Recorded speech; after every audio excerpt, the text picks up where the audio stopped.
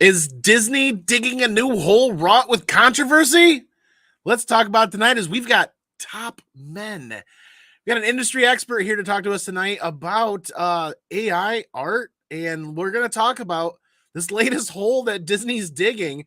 Are you guys even still subscribed to Disney Plus, or does this even fall on your radar? Do you guys not care? We're going to talk about it. Like we said, buckle up, tune in. It's Comic News Weekly night, and you're here to hang.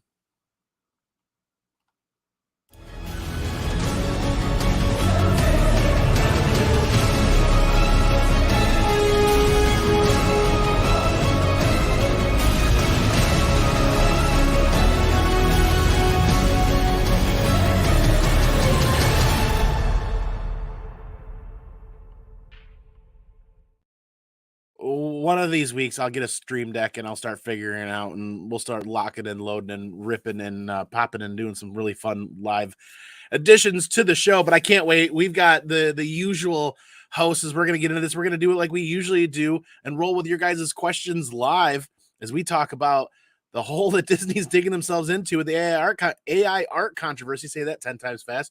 And is it even on your guys' radar? Are you guys even worried about it? As new news drops yesterday, today, the day before yesterday, about the Loki season 2 poster being generated with some AI art from Disney. We all know Disney's going to do whatever they feel like to do. The House of Mouse is going to kick down everybody's door and do as they please. Are we going to like it? Are we going to take it?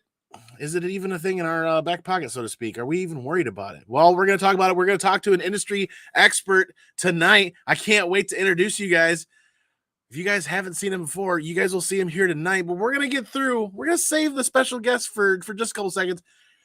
We're going to get started with, as always, the man, the myth, the legend, the man that's not behind anything but behind. I said behind, but it's beyond Wednesdays. Bryan McClay. I failed you this week, brother. It's all good, brother. I'm stoked. I just got my New York city exclusive goodies in the mail, care of our boy Big Clutch, aka Sean. Look at this. That's right. I saw those on his This is post. Maria Wolf Transformers, but more importantly, look at this beautiful goodie. Foil. That's a whole nother topic we could do a whole nother show on. I bet you the New York City Comic-Con bought out Reynolds Wrap and Reynolds Foil and the company that makes it, because they've got foil on foil for days.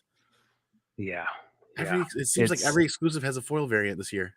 Hey, you print it, people will pay for it, right? I'm a foil junkie for sure, but I think this is the one year I'm glad I'm sitting out, or at least my wallet is glad that I'm sitting out. There's but 5 of them that I really love, man, and the rest are kind of overdone. I kind of am such a foil junkie. I like all of them until I get them in my hands to see how that foil turns off. But yes, great point. Man, you know who's not sitting out tonight is our brother from another mother, the man with the metal band. And there we're getting there, Ryan. It's Ryan. It's getting together sooner or later. It'll get in there. Hey, how's it going? Good to see you. Shout out to my Falcons because they just whipped that Texan booty, a bootay. How's that go? What's up in the heezy for sheezy? What's up in the heezy for sheezy? Biggity bow. Freezy. I'll save that one for when it's time to ignite the explosion of lyrical sounds. Nice. Now we got links out tonight to 2 special guests. One is here right now backstage, which we're about to introduce, and then the next one might show up. We'll kind of see how their schedule goes, but I'm really excited because this fine gentleman that you guys have met in the past number of years on social media and on other YouTube channels and at cons, getting commissions and sketches done yourself. Without further ado, let's bring ourselves to the Drew Zucker of Kanto. Hi, guys.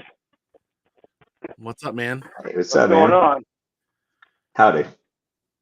I was so excited when you hit me up last week. You're like, hey, man, that was a fun show, but I think there's more meat on the bone here.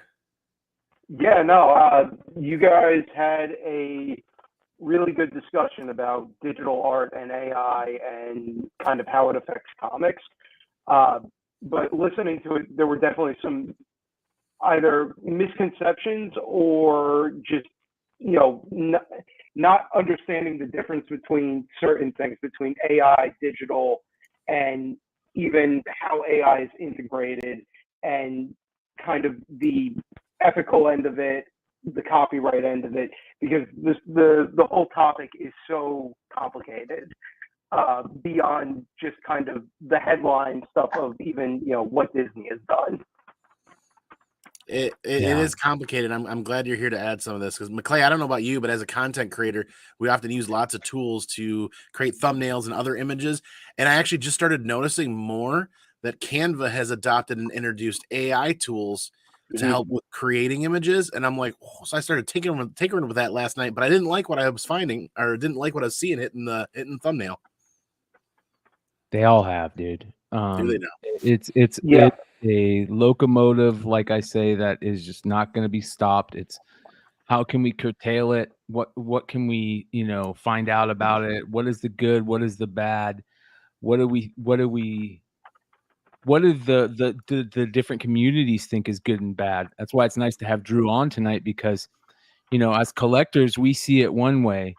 As people that utilize it for their living, or not even for that, even hobbyists out there, like you might not be selling your art, you might not be drawing a comic, or whatever, you might not be making money off your art, but you've been an artist your whole life, and you dive deep into it and you enjoy it, and those are the people that we really want to hear from, right? We want to hear from those people that are really on the inside, and the peers of those people. So I'm really looking forward to moments like this. I think moments like this will define how we deal with AI in the future from our little tent pole of the art world.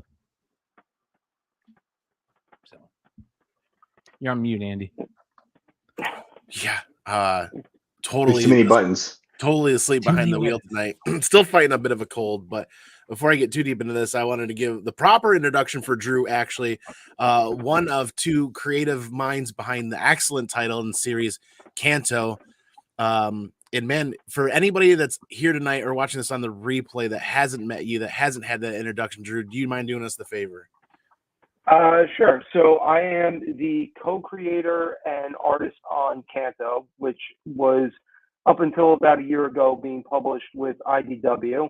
It is a story about a little clockwork knight who is part of an enslaved group of people. And when they're born, their hearts are removed and replaced with clocks. And Canto, whose people are not allowed to love each other, he's in love with a little tin girl. And when her clock gets damaged, he goes on this great big adventure to, find where their hearts are kept. And the series is now run for a total of 23 issues. We've been optioned by Will Smith's production company, Westbrook, for a movie. We've enjoyed all sorts of success. It's taken both myself and David into places I don't think either one of us ever expected to get to go. And, for two guys who knocked around in the industry doing project after failed project for a number of years, Canto is what opened the door for us in a big way. And it's led to work with Marvel, DC. I'm doing work now with Legendary Comics on, a Godzilla adjacent project. That's me. It's Canto has been the doorway to everything for me in comics. Awesome, man. It's great to have you here, Bryan, Ryan. It's great to have you guys again on another fantastic team. Once again, if you guys got to bail early or we run a little long, just throw up the deuces and we'll call it. And so it's interesting that you last week kind of followed up with some notes and some messages, and I'm like, yeah, that'd be fantastic. Why didn't I think about that earlier? Is putting together an episode with the three of us and a couple of industry experts that have been on the front lines, that have been doing artwork and have been doing a lot of this for many years, whether it be digital or original or anything. And how does that fit in to the aspect where I may have gotten some things confused? And then after those messages, I kid you not, Drew, within 12 hours, I'm scrolling through social media, and obviously my phone's listening to me like everybody else's phones.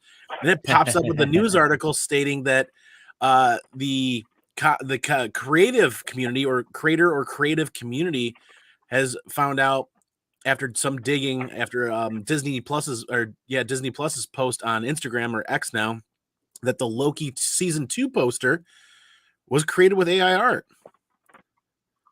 So that just kind of blows my mind a little bit, that basically what you guys said is Disney, the House of Mouse, is going to do whatever it's going to do.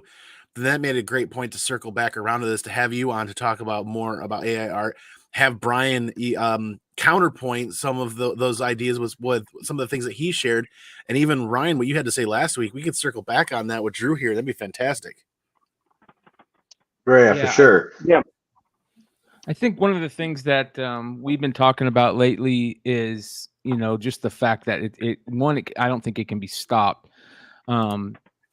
Ultimately, in the way that I see it as a collector and a kind of a person looking from the outside in, is that the big corporations and Disney movie production studios, all the way to like people who are creating programs to help make things easier in many different parts of our lives, are going to start utilizing AI to create those tasks. Not even just with art. I mean, you see it with eBay now. They're utilizing the AI to go help find items to put on eBay to make it easier for you.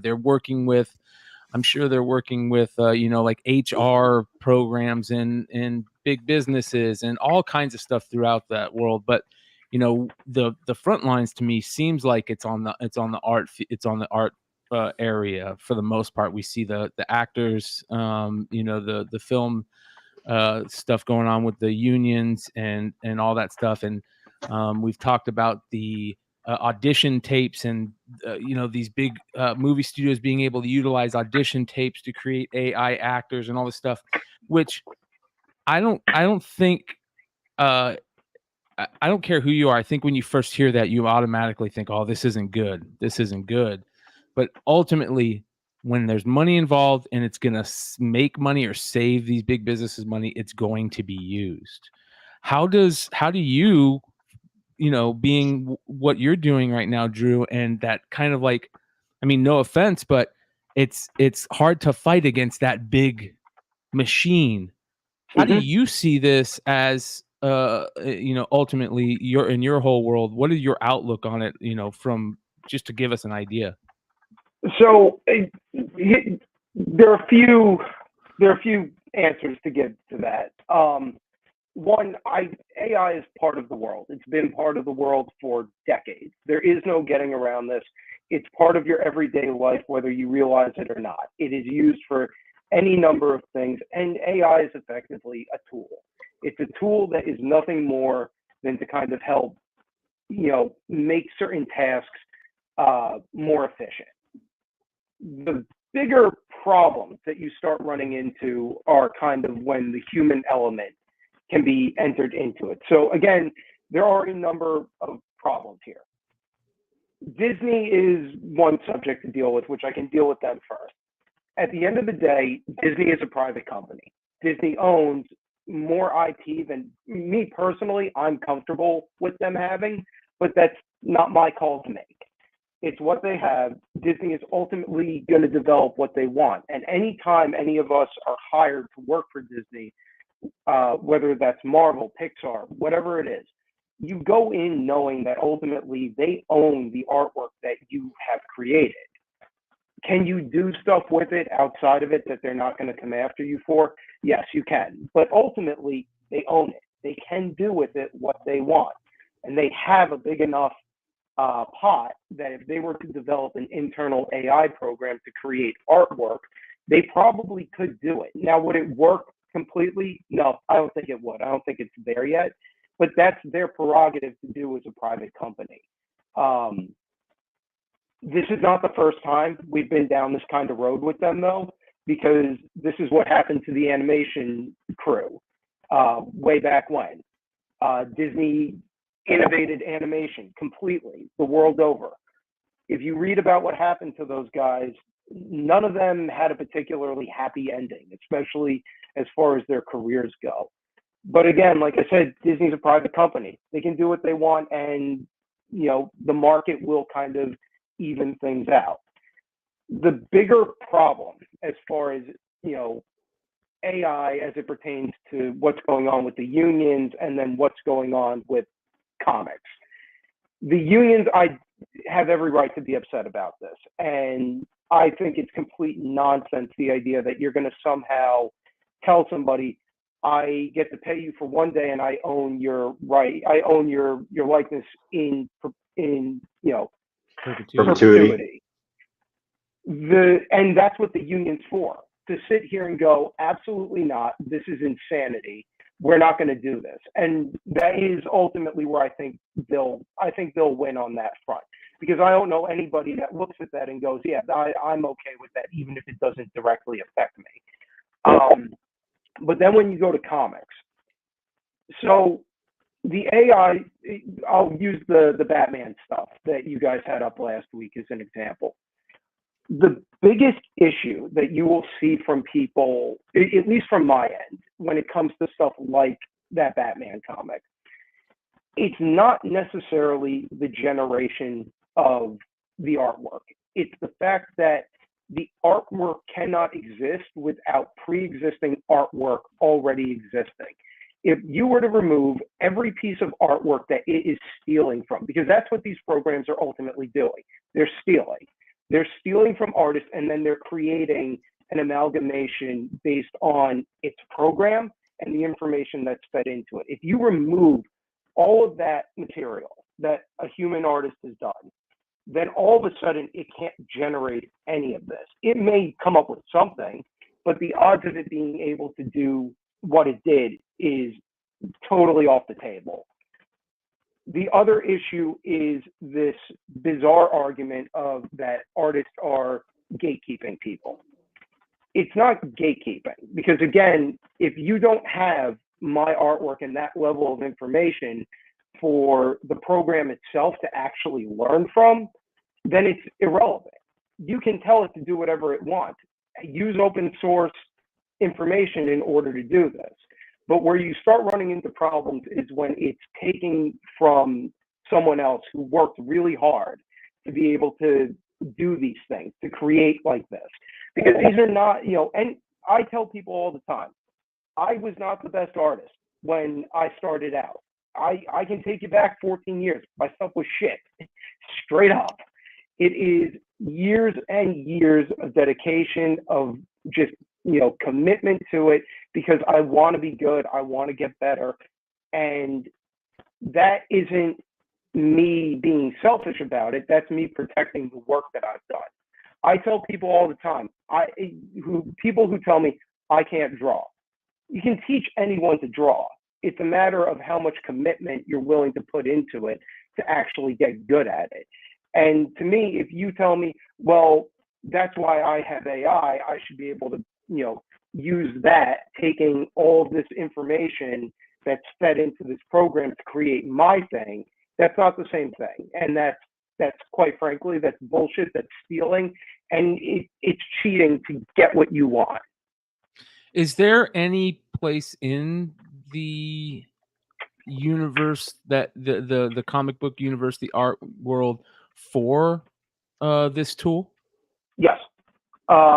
So Photoshop utilizes it extensively.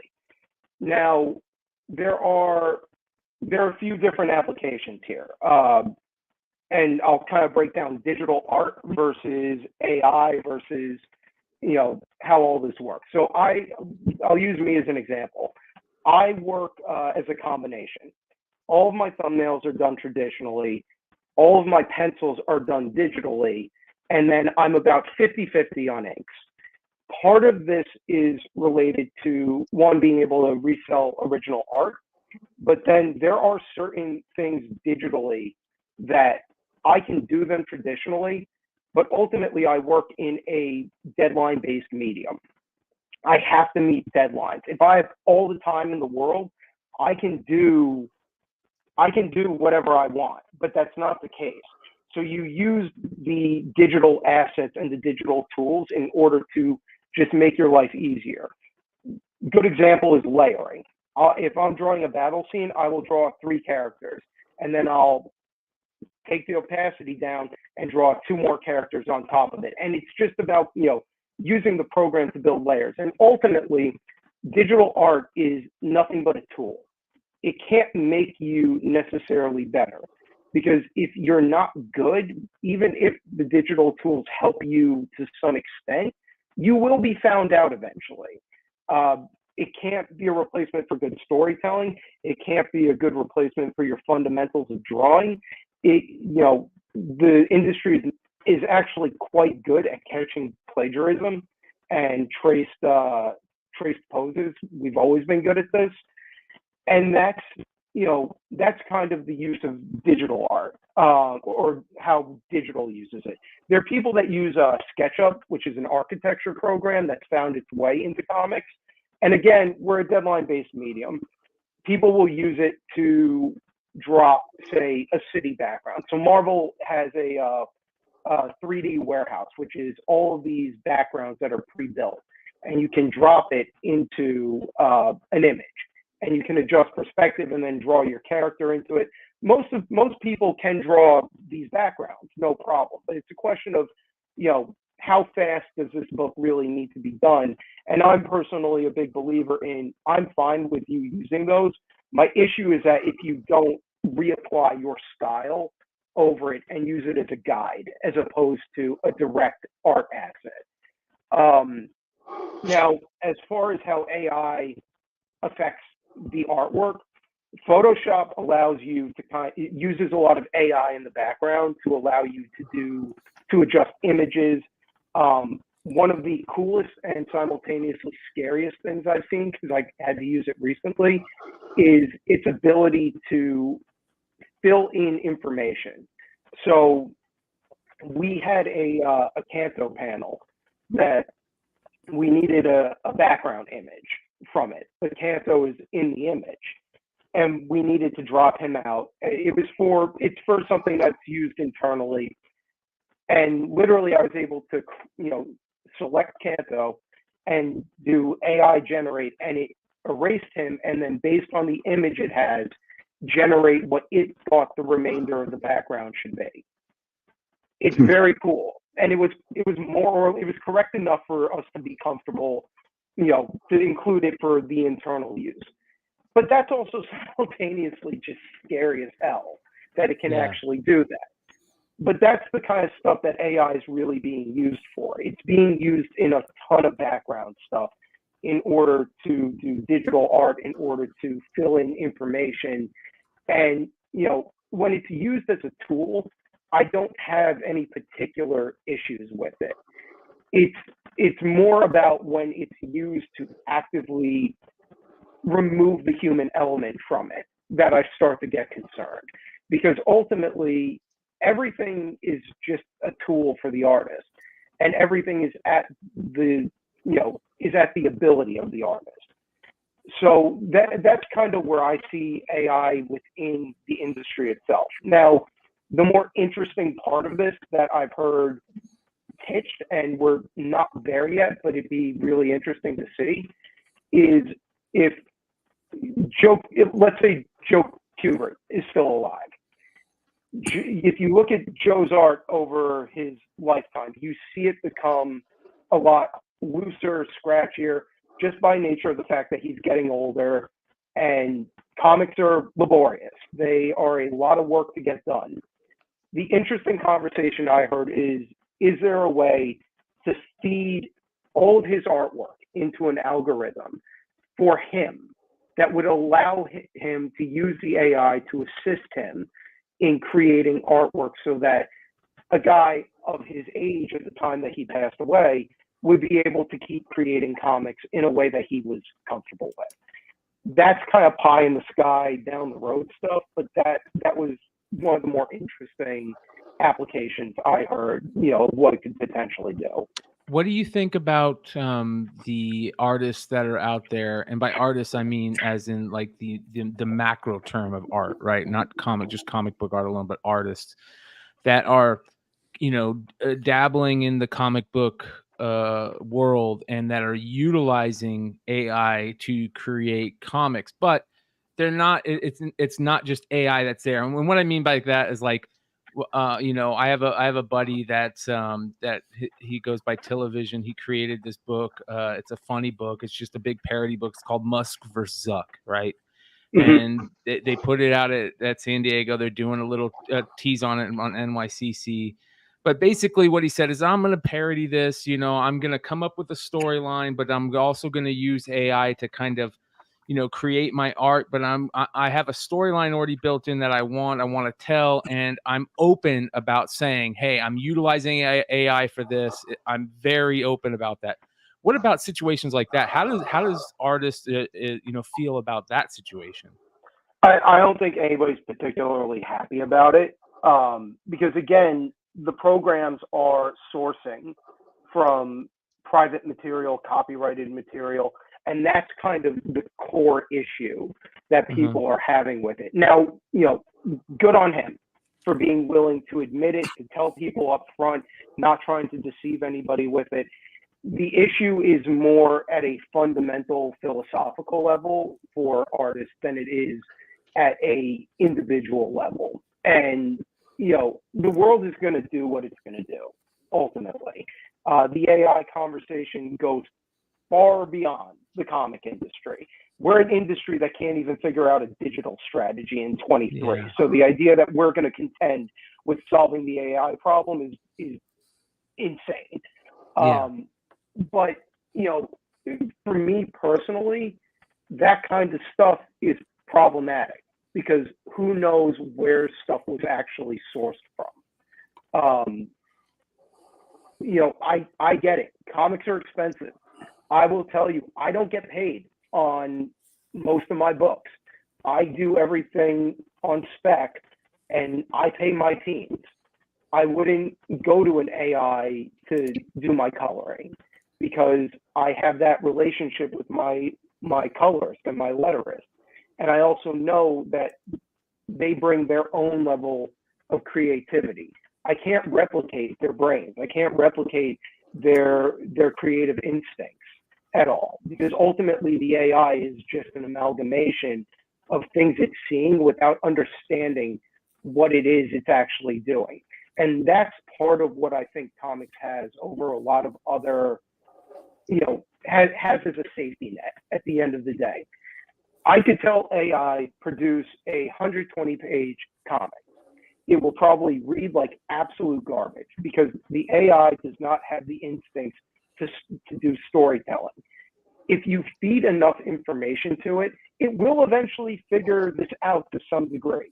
But again, it can't create instinctually. It can only create based on what it has actually learned. And that along with the copyrighted private material stuff is sort of the core problem with it. It can't, without the human element of it, it's effectively not doing anything original or anything that would warrant its actual existence. Yeah. I think it's very interesting to see also that there is this large group of, I'll say, new people that are into comics. People who are becoming online retailers or this and that are utilizing the AI art as because they're not artists. Sure. We had this whole thing that happened recently where Melinda's Comics utilized Brian Pulido's IP and did it with in tandem with original photo and AI generated art on top of it. And that's a big issue here. And she's claiming, hey, I'm new to this. I saw everybody else doing it, and I'm just doing it. And there is a ton of new quote unquote retailers that are involved in comics since 2020. Do you think that's a big part of it? I think that is a across the board problem in the world. I don't think that is special to us. My day job, I work with a lot of young kids. I am considered one of the older guys, and I'm 36. I see it with a lot of Gen Z, and I think it's partly related to just by nature of how they're raised. Most of us remember the world pre-internet. Am I right? And Yeah. flip phones. Yeah. We're all still part of the analog era to some degree. To be raised with the internet in an instant culture and having everything you can possibly conceive of at your fingertips, it can sometimes skew kind of the view of the world. And I've seen a few people where I think the intention is malicious. I don't believe that most people do this stuff out of being malicious. I think we're kind of in uncharted territory, at least for comics. The comics right now are in uncharted territory on a number of fronts, some of which they should have gotten to 20 years ago, and we're just getting to it now. So we're fighting a few battles here. But stuff like that, you know, if she's acknowledged that there's an issue, I didn't know what I was doing, you know, I want to understand what this is, I want to learn and, you know, try and be better about it, that's fine. You know, and I think that there's an ethical question that everybody kind of has to ask themselves. Artists fall into this trap too, because there are artists working in the industry who I've watched actively plagiarize my friends, and they continue to work. Oof. And there are ethical questions that always come up, but that's the arts as a whole. Yeah. Do we at any point think there might be some thought or consideration too that we are producing, not really producing, but it's just becoming more and more generations are more consumers and less producers? Every time I see a newer, younger person, it's more about everybody's lives and what they focus around their day to day. Like getting into a service industry job where I work, they're more concerned with consuming things and less with producing high quality customer service, high quality anything. Like we're producing something for a team. It seems like everybody I run into that's 5, 10, 15, 20 years younger than me, and it's just not me being on a soapbox like being an old man, but it's just like there's this evolution towards more just solid consuming things. I got a question. When you talk about AI, and you know, there's obviously a lot of stuff, like you said, there it goes way beyond comics. It gets used in the military and just so many different avenues of it. Can you detect if an AI is on your computer, or can you detect if there is cases where there could be two AIs looking, like if you say there was AI searching for data to draw a picture, can you tell if an AI is able to is looking at like your computer or your stuff, or and can there be an instance where, like, if you're talking to an AI, can you have another AI that you're talking to as well, and you're trying to see what the two come up with? And so AI, I don't know about that particular situation. I'm not sure that that's necessarily the case. So if you go to something like Journey and then a separate program, they have a data bank that they're pulling from. I don't think that they have the ability to actually like cross communicate their data banks with each other. You know what's interesting though about that? I don't mean to interrupt, but you brought this up earlier in the conversation. You said the way AI works is it's looking at all the things done before it, right? Well, if this path continues, at some point, AI is going to be looking at stuff that it's created through AI on more than it does on regular life, we'll say. Right. And that is the question where you ask yourself, what happens then, right? Because you're taking the human element completely out of it at this point. If it's looking at more AI created material to create its whatever it's creating. Sure. I mean, I'm sure they could probably mimic that too right now by telling it to only pull from certain things that were AI created. And I have no doubt that that's probably something that MIT is probably doing. Like, in all honesty, that is a control case lab type of like college level master's degree question about what AI can do if you have AI talk to each other. I have concerns about AI on a worldwide level. I personally think for all the dysfunction in the world, the one thing that the world needs to do is actually have a moratorium on this and sit down together and be like, listen, this is going to be the thing that takes us out. We've spent the last 40 years predicting our downfall from AI in fiction, and we've now arrived at the point that it's not fiction anymore. Yeah. Um, We're in but Terminator 2 right now. Skynet. We're headed for it. Yeah, John Connor is riding around on a motorcycle right now somewhere in, California. So to circle back around though, is there a generational aspect to that? As I was kind of finishing that question, where younger audiences that have been consumers and not necessarily producers, and with this attention spans as short as they are going to just feed into this AI aspect more wholeheartedly, like what McClay had brought up there with some people creating. I think you said Melinda's Comics creating an exclusive, but just didn't kind of know any better. Well, not knowing any better isn't necessarily an excuse either. But sure, I'm not. Yeah, I'm not convinced of that. Okay. There are guys younger than me who are better artists than I am and outpace me at every turn, as upsetting as that might be sometimes. But I think it sometimes feels that way because there is so much information you're contending with. You're contending with thousands upon thousands upon thousands of data points every day, whether you realize it or not. Is there a question of quality across the board right now? Yeah, I would say so for sure.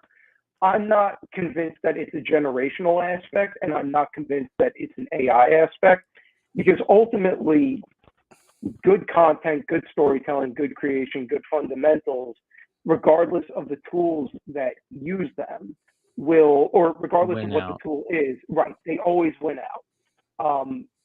Everyone likes to dunk on Martin Scorsese right now.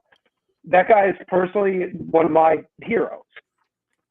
When he was coming up, he defined at the time what a movie could be.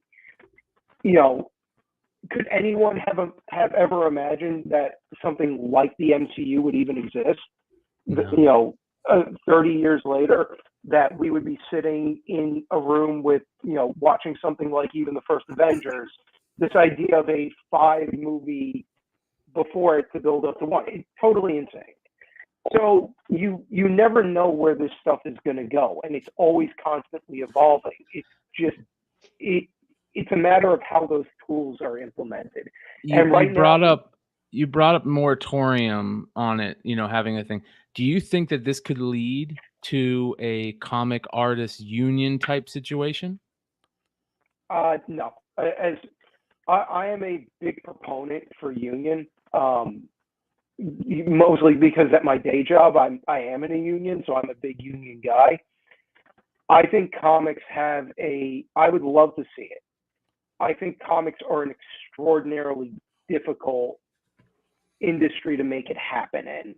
Aside from the kind of, let's call it, survival of the fittest nature of the industry that sometimes rears its head, it's not necessarily big enough to make that stuff happen. When Image formed their union, I was kind of surprised at them doing it because it is so small, and I know what goes into it from my union, which is considered a small union, and we're 4,500 people. I can't. How do you stop it? I mean, how do you ultimately? Like how do you stop the big publishers, Marvel, DC, even Image? How do you stop those publishers from utilizing the tool? That's the problem. I don't think you can. At the end of the day, they're private companies. They can make this decision if they want to. It's something that I personally would rail against, and I would say it is a horrendous decision from a long-term business plan. It is a bad idea. They can try, and ultimately it will potentially come back to bite them. Disney has had a period of losing dominance in the animation market. after they cut all their guys loose after their golden era. They rebuilt it back up, but right now Disney's not even that dominant when it comes to animation. They're being outpaced by other players. It just, if they make this choice to go that route, I don't think that it can develop enough information to actually do it. But I think ultimately they would come back around to the human artist, because I think there's something exciting for readership too. Like, you guys don't want something that's just the same procedurally generated story, the same procedurally generated idea. I'll give you an example from this week. You got Transformers and City of Madness. Daniel Warren Johnson is a borderline unreplicable artist at the moment. He is your 13-year-old sketchbook poured out onto a professional level. Mm-hmm. AI cannot generate his instincts. It can't do it. Even if you fed all of his work into it, I'm not convinced that it would be able to do it. Christian Ward, same sort of deal at the moment. It may be able to get close, but then again, if those two decide that when they're done with their respective projects, that what they want to do is now something totally different, AI can't go and do that. Only they can go and do that. And that's part of what makes comics exciting, is this idea that if you're all in on what these creators are doing, then you should be excited by the idea of what it is that they have up their sleeve next. Yeah. Hey, Ryan, are you hearing any rumblings from the music industry about AI being used for songwriting or for live performances or anything like that? Well, I mean, they use some Songwriting stuff for for sure. they use some stuff for live performance already. If you remember, they recently did like the Michael Jackson deal, and I don't know if the AI thing was what did that hologram for that, but they're incorporating holograms and I think AI together to come up with some of these crazy like concerts, especially for ones that are with artists that have passed away. And then so like McClay said, writing, they can write stuff. So I don't know of a specific group or writer. YouTube is utilizing it. That's a big problem. A lot of people are angry at YouTube because YouTube came out and they announced that they were going to start utilizing AI music creation for content creators to be able to use, so they don't have to deal with rights issues, publishing rights issues. Like coming up with music for your YouTube show so that you don't have to use one that's already published. Yeah, I see that. But like as far as like them trying to find like, I know that there's some artists that probably have looked at what the songwriting capabilities are like as far as the lyrics and stuff. And I know that there's been ones that have helped create the music, but I haven't seen anything that's from a known like artist. And then a lot of times what you do see is a lot of artists, actually speaking against it because it's a lack of artistic endeavor. It's like more of it's theft. It's theft. Drew put it. If you're part of this community, I was talking to somebody the other day, and just to play devil's advocate, I was thinking, if you whatever hobby or community you're in, if you're creating something and somebody in any way is stealing that is going to cause you to feel away, and ultimately it is theft. It's content theft, and that's a big deal.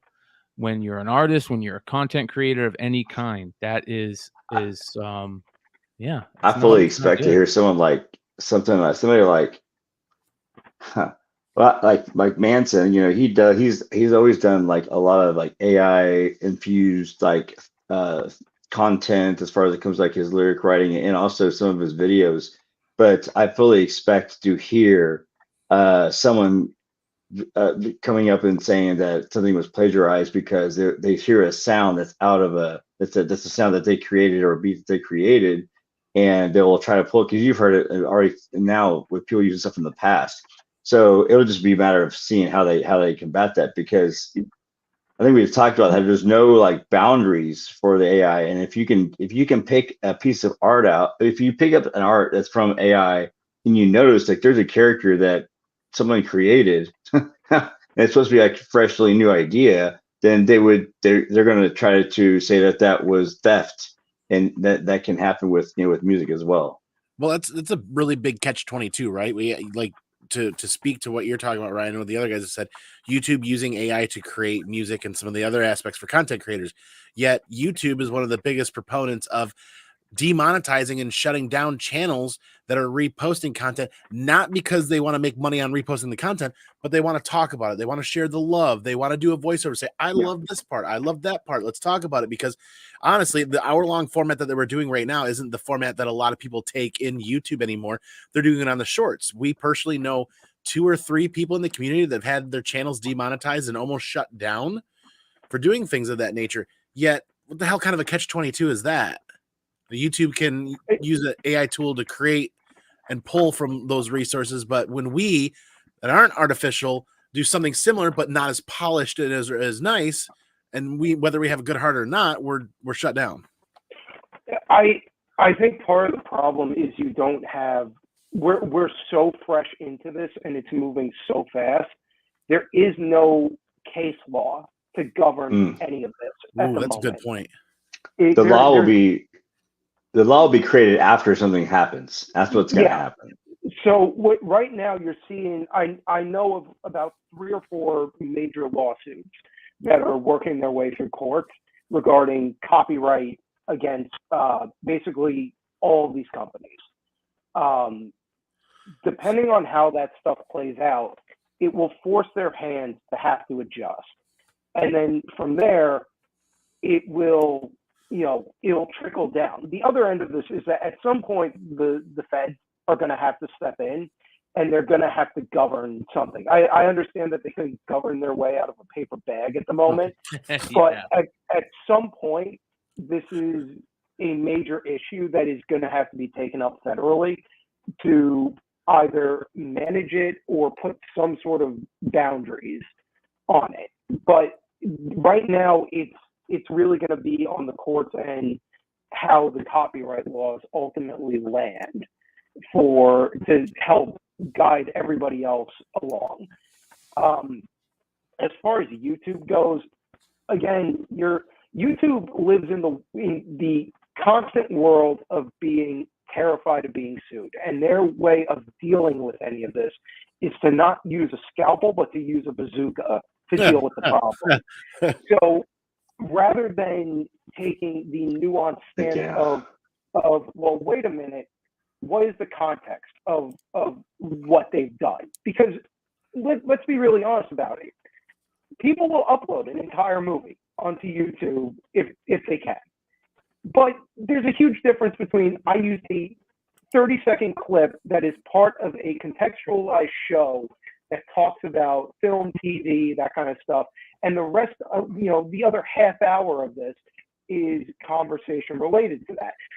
Well, this is the problem with YouTube's algorithm, is that YouTube's algorithm says, no, that's copyright infringement, and now it's on you to have to go back and plead your case with them in hopes that some human element of this intervenes and goes, okay, now I see what they're talking about. And, that's part of the danger with AI, but that's also on YouTube. YouTube is a private company, again, like Disney. This is a horrible decision to be making, but it's ultimately their horrible decision to make. All that you can hope for is that enough people kind of plead with them to be like, listen, don't go down this road with it. Please take a little more time to look at what you're doing, and that they'll adjust and be more open to the idea of we should listen to our community. What's your biggest fear on it for you? That it would find a way to eliminate that it would shrink an already tight workforce into something even smaller. That Marvel or DC would come in and say, everybody's out, we're going to do entirely AI generated. What's the probability that would happen? That percentage? I think it's about 10%. I don't think it's an actual real fear yet. Ask me in a year, how I Yeah. feel, because things have escalated far more quickly than I could have ever thought. I think the thing that also helps is that the group that is using AI is very loud, but I think they're very small. I think the majority of people are more committed to the idea of the creators creating more than anything else. And it doesn't always result in anything good. I am fully aware of, Marvel and DC they put out 80 comics a month. They can't all be bangers. To put out a comic every month is a lot of story to come up with. It's a lot of artwork to come up with. Not everything can be a classic run. But man, all of that mediocrity sometimes, or just coasting, is worth it for when you hit that run that is just so good that you're like, this is why I read comics. Because you're not only in on the story that will probably end up informing major media down the road, but you're getting, it's so personal and so small that you feel like you're having a really personal experience with the people creating it. And that's what I think is a real, that's one of our best advantages. Amen. Now, that's kind of one of the talking about fears. One of the things that I brought up in the past, and like you said, 10%, we're not there. But I've kind of wondered, we might not be there. We might be able to pick that comic book out of the pile if they did it. But dude, there's nothing protecting the industry or nothing protecting consumers from an executive at a publisher from coming up with a pen name or a pseudonym and just saying, yep, here it is. Here's a 3-person creative team, and does a whole book by AI, colors, art, pencils, writing, everything, and publishing it. And then that company looking at that bottom line and that margin be like, oh, it's our most profitable book, even though we only sold half. That seems like something that would really, really hurt the community, is even though sales are down, their profits are up because they're trying to feed, what do you call it when corporations have people that they have to, boards or chairman of the boards, because they're publicly traded, right? I mean, I'm with you. That is definitely a concern. The other upside to this is that, honestly, comics is a blip in the grand scheme of things. True. The community wants to believe that we are the end all be all. Disney and Warner Brothers don't give a shit. They don't care. At the end of the day, comics doesn't make enough money to warrant a lot of this. The community cares because the community is so vested in it, and understandably so. Bob Iger has 20,000 other fires to put out, including all of his actors on strike, before they get down to, what comics are doing.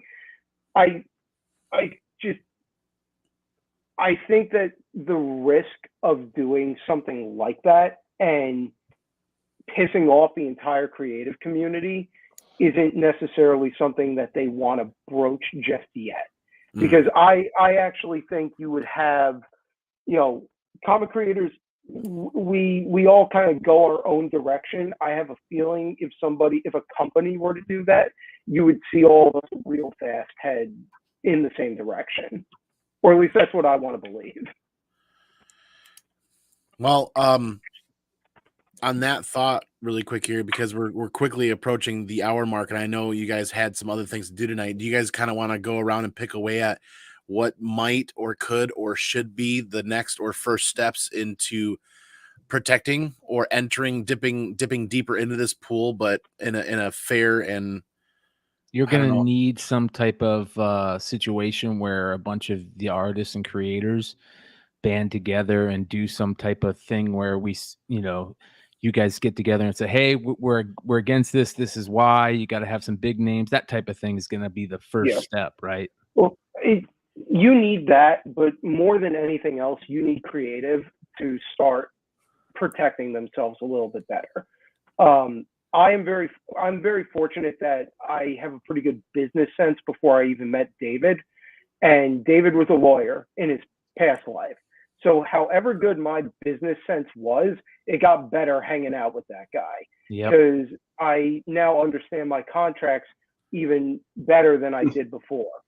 And something that I know a lot of creators kind of, maybe turn their nose up at. They don't think it's worth it. They go, I don't have the money for this. Lawyer, lawyer, lawyer. Lawyer is your friend, especially in this industry. Lawyer. Exactly.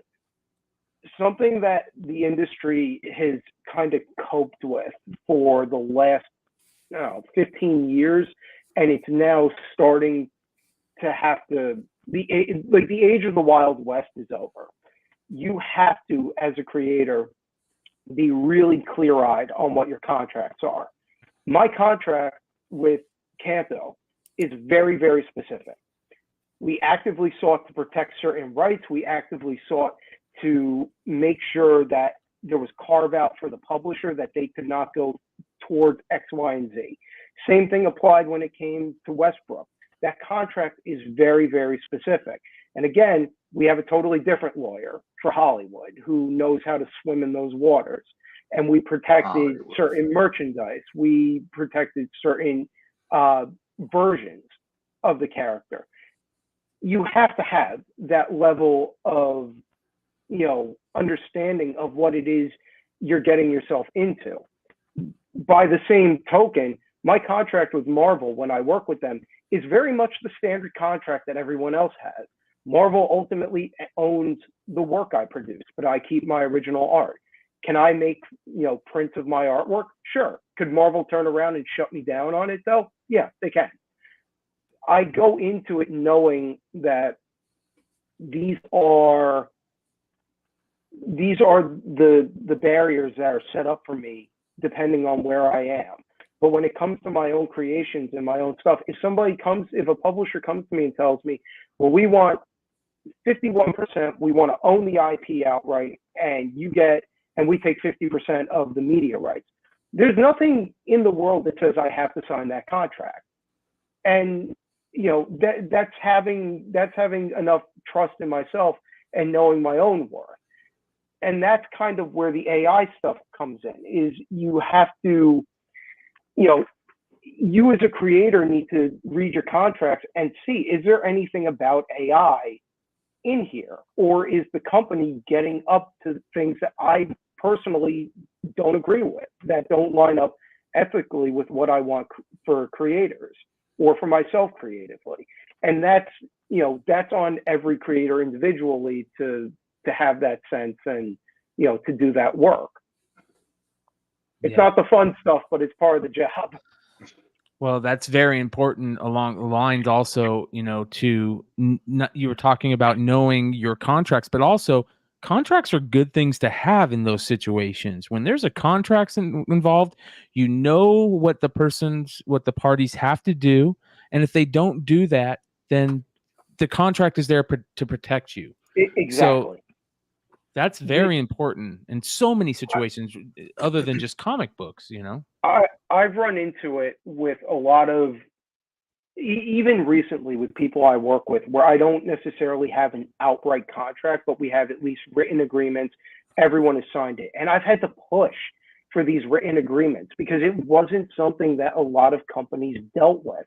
And it's actually kind of a sign of the times that when you work with larger companies now, especially Marvel and DC, who have these parent companies, and you're brought into their HR world, it's expensive what you're brought into. And then by the other side of it, the smaller companies are still very much, we're doing the handshake thing. No, the handshake days are over. Everything is worth just a little bit too much. And it goes for the publishers as much as it goes for the creators, that if you guys want to publish these books, if you want to, work with these creators, you have to behave as professionally and as seriously as the creator does. That's a two-way street.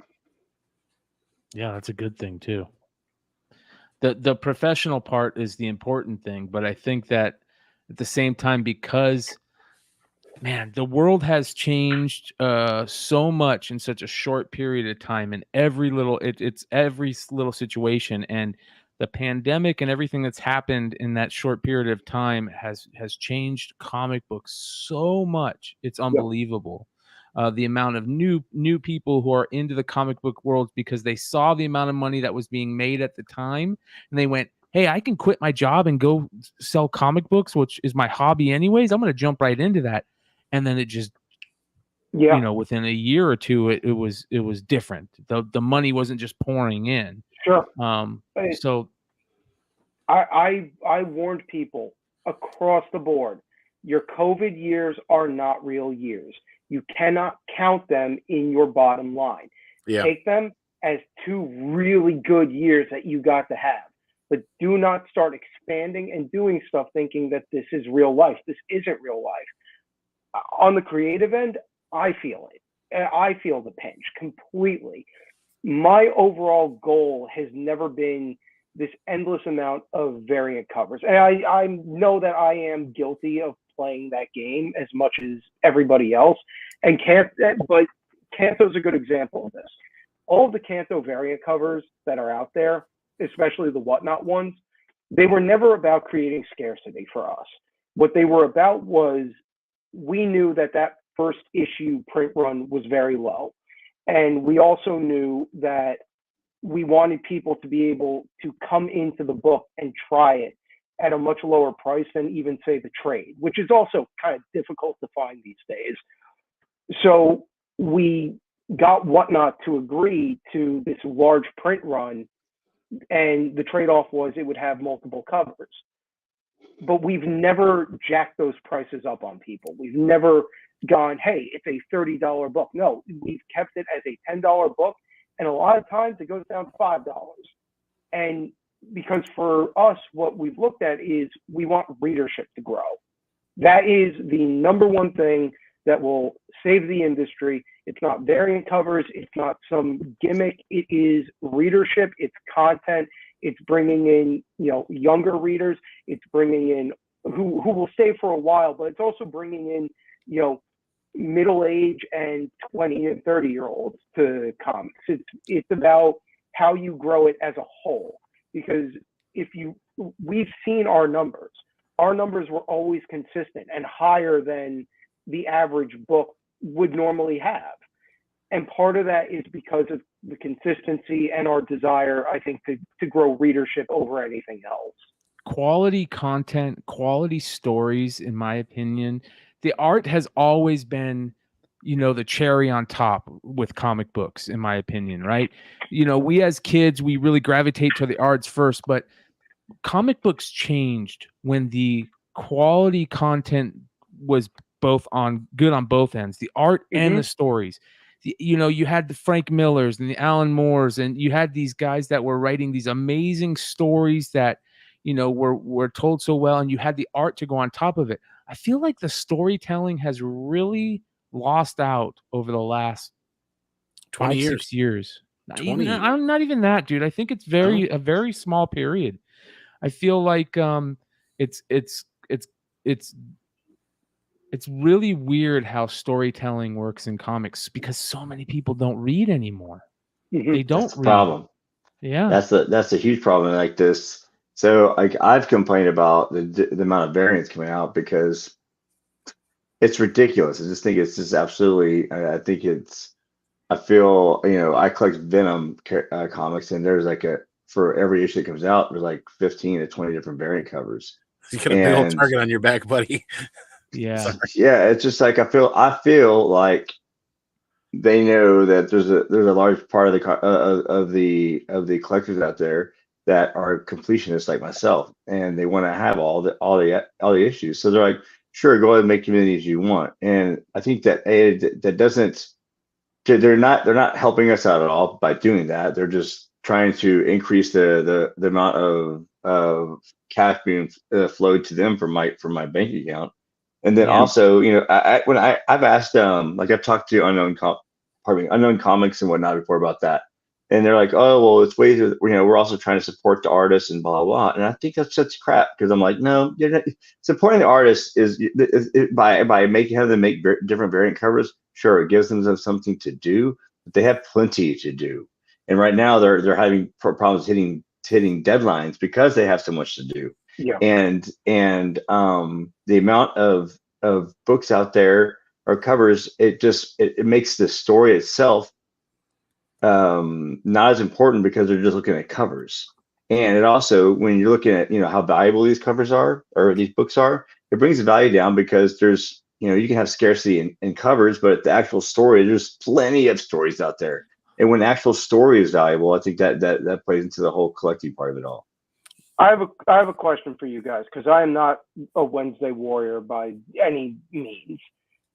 Would you rather the kind of current status quo of books hitting monthly deadlines, or would you be happier with the idea of, say, you get a 6-issue run and then the book goes on hiatus for 2 or 3 months, but it comes back with the same creative team and more time for them to develop the story? You're talking Saga all over again?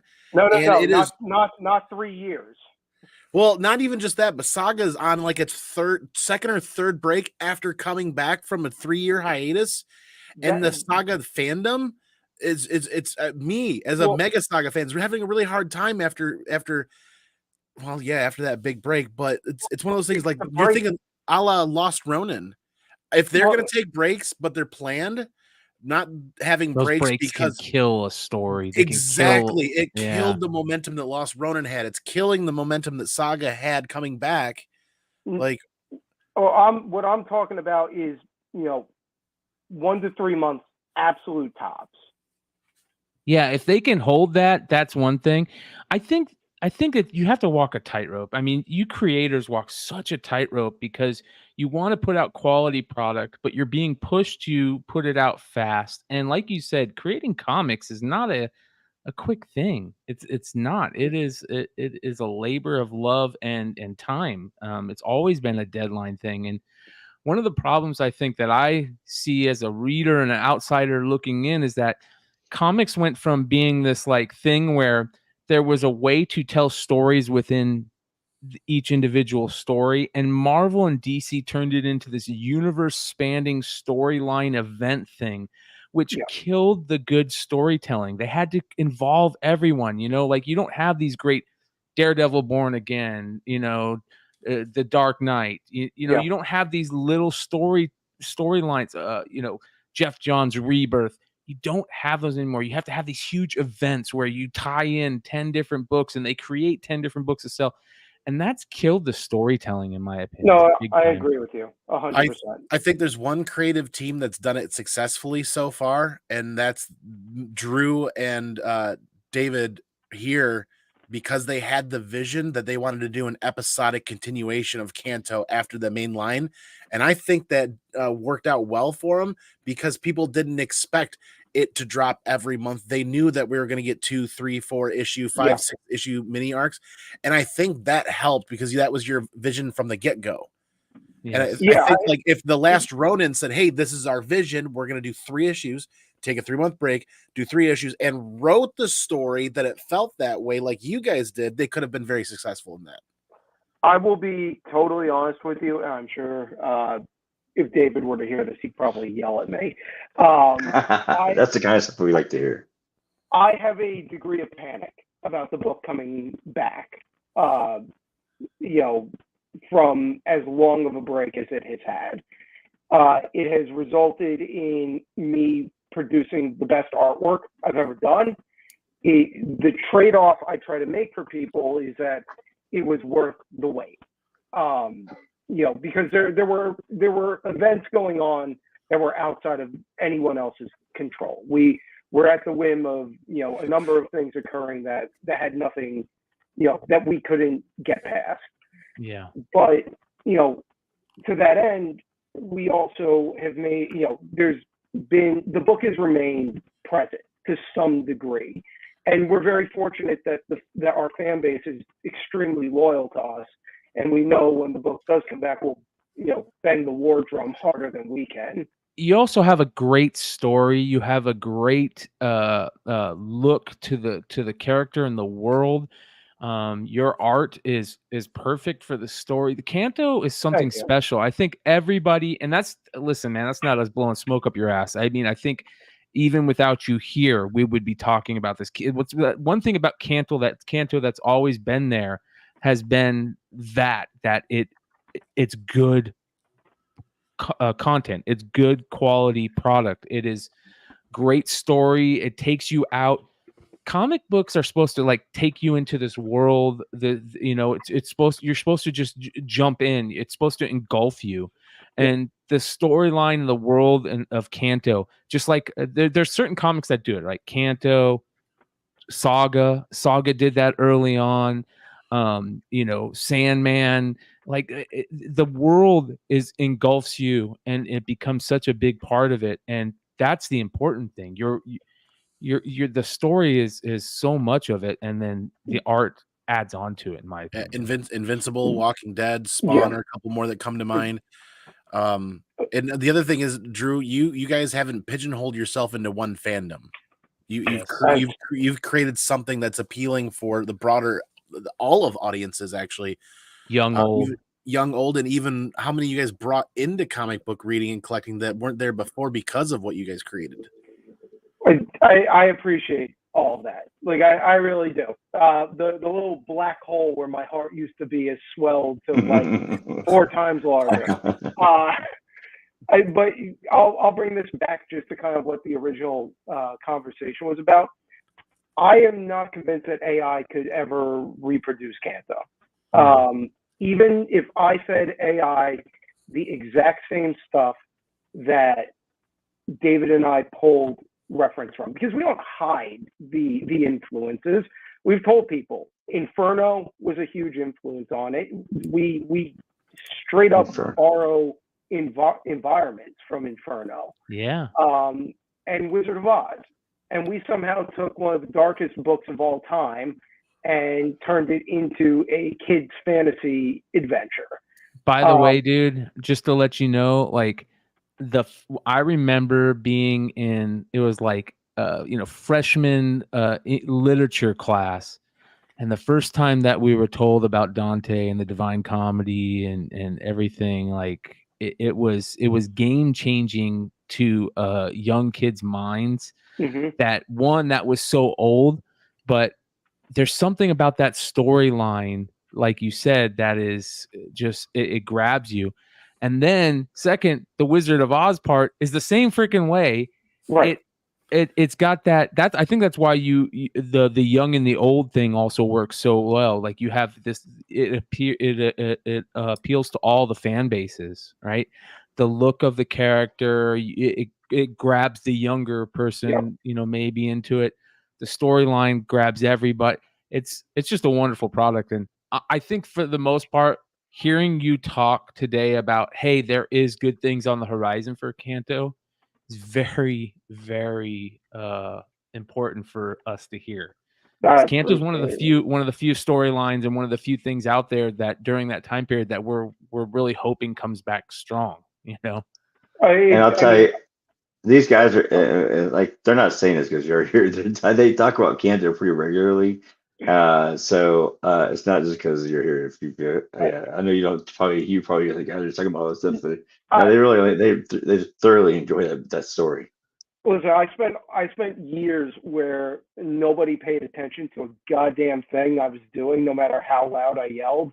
And I spend most of my time by myself. My other coworker is my dog, who is the most demanding creature on the planet. So whenever I get to kind of see the forest for the trees, it's really nice. But like for something like Kanto, I think that it's a great example of the human element of creativity. If I gave those same 2 influences to a totally separate creative team and told them, go and make something out of this and let me see what it is. Develop a story based on these influences. You would get something completely different.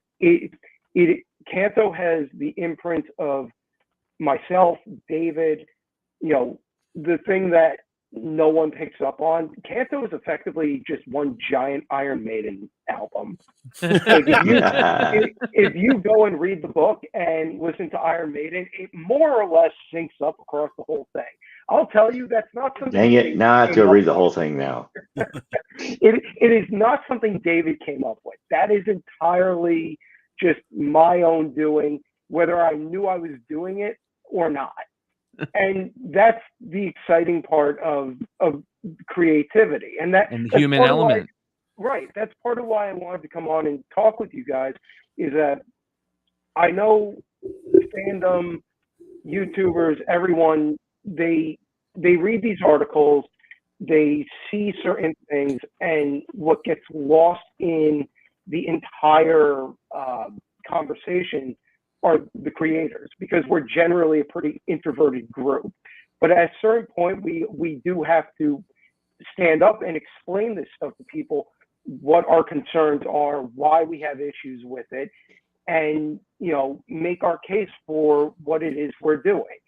Yeah. I'm a firm believer that the human element, the human experience, good or bad, is one of the greatest tools you will ever have.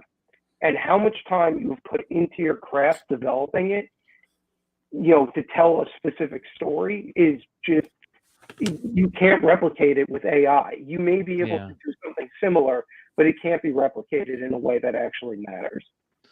My buddies, go ahead. Real quick, they've been talking about for years in digital art and being able to, what do they call it? The uncanny valley, right? Yep. Where it's like, to where you can't tell it's created digitally, that's so hard to get. It's just as hard to get with the AI stuff, right? It is. I think. And it's still AI. Yes. So I don't know, man. I think that you guys have a major uphill battle. I'm going to bounce out because I got to go take care of some stuff. But Drew, much love, and continue to do what you do. And man, like I said, fight the good fight, brother. So Andy and Ryan, I'll talk to you guys next week. I'm out. Have a great night, McClay. Later. Yeah, I was gonna say some buddies of mine that they're in a band, they have a song called Inferno. So I was like, man, I have to show you that song so you can, maybe it can be it can be played on a commercial or something of yours or whatever. Inferno is wild. My introduction to Inferno was the video game of all things. And after the game, I was like, I should probably go and read this book. And was like, well, the book is far less exciting as the game, but the book on its own is extraordinary, and the artwork associated with it, like you can trace so much of what modern day kind of hell is back to that visual dictionary for it is traceable back to that book. Yeah, I'll have to find a song and let you just check it out. This just popped in my mind. Awesome.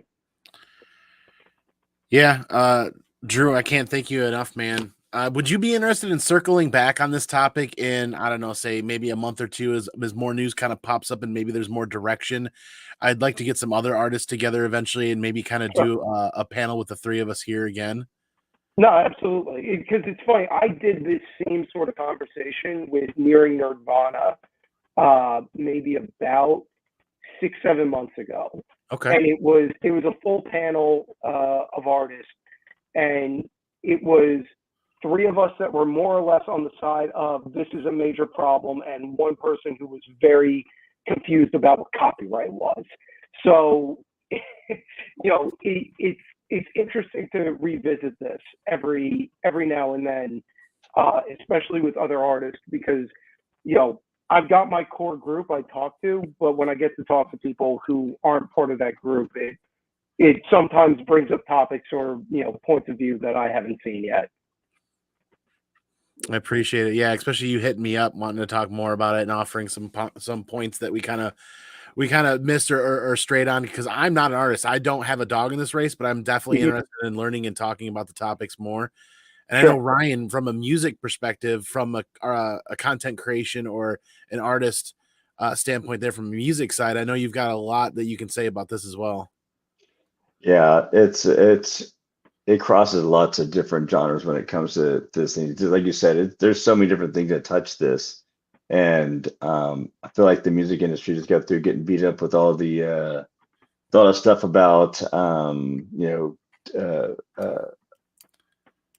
different companies to take advantage of the contracts that they have with their artists, and that's why a lot of them are bailing and not trying to be signed anymore and trying to run their independent labels and whatnot. So that's like the next thing that's rearing its head. So it'll be interesting to see how they work with you. Yeah. Do you gentlemen want to call it a night and move along and close out, or should we do some comic books for tomorrow? I actually gotta run because I gotta start. I gotta draw for the next hour. We are long in the teeth tonight, but I really appreciate the topic. And one does not simply talk to Drew Zucker without gazing upon the shrine that is the Kanto Shrine. And I will post about the Kanto Shrine on IG tonight, right after this. As you guys can kind of see this. I've spent the better part of 3, maybe 4 years now, 4 to 5 years now, kind of building a Kanto Shrine, and it's been a while. The next industry news of Kanto that comes out, I'm going to be making an IG post for sure. I'm going to get Bryan on here on the next one too. Yeah. I appreciate you guys letting me come on and kind of just ramble away about it. Like I said, it's nice to be able to kind of inform people about the differences of, what digital is, what AI is, how it's applied, how it works, what the creator concerns are with it, and to give them a window into, quite frankly, a point of view that I don't think gets out there nearly enough beyond people in their, little corners in Twitter screaming at each other. For sure. Yep. On we that appreciate note, your time for sure. Yeah, absolutely. Thank you, Ryan. My brain just froze. I'm still fighting a cold, so my brain this guy is sick. That's what's going on. Let's go around the horn real quick then. Ryan, man, as we close out, where can people find you? What do you got going on? Where are you going to be next? Well, the old Rhynoverse, most active probably is going to be, I'm on all major platforms, but most active probably on the old eBay. I got a lot of cards I'm putting up right now from the football realm. So if you're looking for some different cards and you don't want a specific player, or you're looking for a specific team stuff, let me know. Message me on eBay. It's Rhynoverse on eBay as well. And I'll hook you up on a good deal. I'll move some stuff your way if you're a card collector. Awesome. Thanks, man. Drew, we know you're busy, man, but I am primarily on Instagram these days, so at Art of Drew Zucker, and that's usually where you can find me. That's usually the tag. I'm on Whatnot at Art of Drew Zucker. We're getting ready for New York, so there are shows loaded up, and David and I are currently running a Zoop campaign for this horror book called The Feeding, which is completed. There's a UR code for anybody interested. It is a one-shot horror story that David and I came up with about a guy who is basically has a lot of trauma from a child and is haunted by a painting as a result. And the painting comes back into his life and all sorts of heinous shit happens as a result of it. That's currently running. But if you're at New York, we will be doing a signing at the Hive Comics booth on Saturday from 1 to 2. They've been kind enough to let us borrow their booth space for an hour. So we'll have New York Comic Con variants with us. Nice. Awesome. Any new news coming up in the future here about Kanto or anything else? You guys will have something to look forward to next week. Next week? Next week. Do we know which direction should we be looking? Which direction should we be looking for social media? Like, as far as what? If there's a news drop, should we be paying attention to any social media channels? You can follow me and David. We will definitely be posting it up once we're given the okay. But it is. I saw the media plan breakdown. It will be going all over the place. You tease me with a good time, man. Well, you'll like it. You'll be happy. I'm looking forward to it, man. I'm on pins and needles. I'm excited. So excited. Also, again, announce we are just a couple of weeks away. As we close out the show, we had not paid homage or attention to the Comics Curing Cancer event this October 20th to the 22nd. And that's just literally around the corner, just a couple of weeks away. And here on this channel, we will be doing the Laugh for Life part of that event at 2 hours from 6 p.m. to 8 p.m. that Saturday, the 21st. where it's jokes, all jokes and nothing but jokes, because laughter is the best medicine. And we are going to be putting out and pulling out all the punches and all the good jokes to raise funding for the Comics Curing Cancer. And those donations will be right at the American Cancer Society link, and to see what we can do. And we're going to be doing the old school telethon method, kind of, so to speak, inviting people on to be a part of it, and having lots of other community members try to make us laugh as hard as we can. I saved a link for some new dad jokes I plan on. Nice. We'll be back tomorrow here on the channel for New Comic Book Day, because there's some great covers to talk about there. There's some great art to talk about there, and some great stories coming out. But more importantly, you guys can find us here next week, Tuesday, for Comics News Weekly again. And he's in charge of the jokes. John says, I thought he wanted to raise money. Dad jokes are how you raise money. We'll get there. I'll figure it out. But yeah, if you guys don't know, you guys know how we're gonna end this, right? I'm gonna go peace out. I'm gonna go pinkies out. I'm gonna catch you on the flip side for the next one. Remember the most important part: all day, everywhere. Stay original and take care of each other, because we're all we have. None of this matters without us, right? Without you. Biggity bow. There it is, baby. Double up, double up, double up. The money I color.